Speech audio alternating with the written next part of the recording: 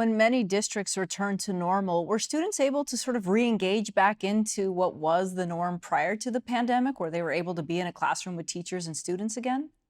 No, I think it's been really difficult to be able to get back into the swing of things for the children that I work with. I work with children mostly with autism and behavior difficulties.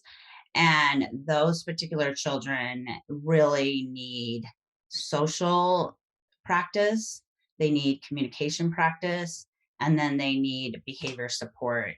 And we have not really been able to get a good handle on where a lot of those children are at right now. We don't know where they're at socially.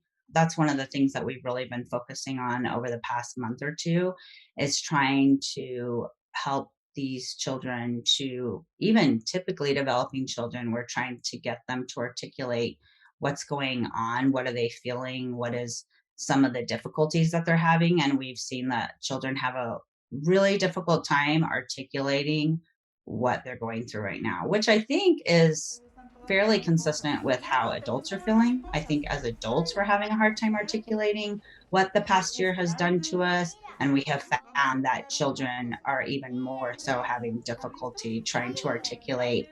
Across the state, there are not enough counselors in school districts to help meet the needs of students.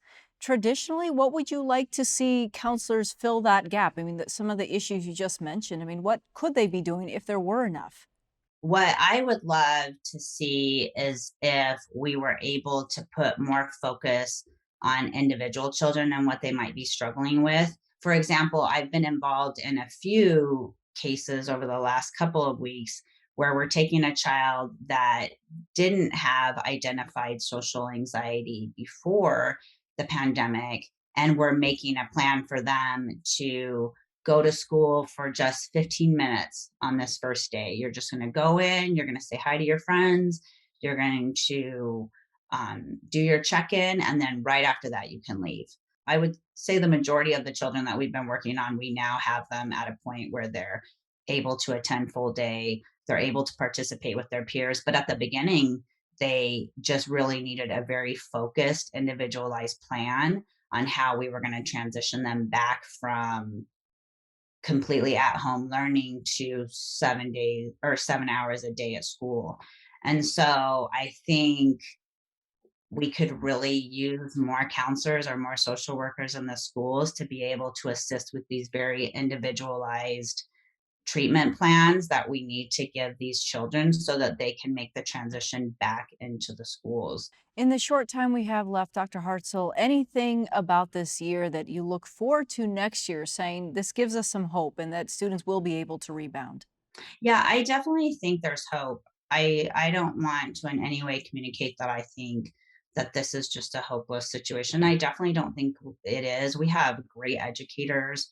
We have wonderful school districts that have been working so hard. I have seen like so much work from teachers and focus and plans to meet the needs of the children.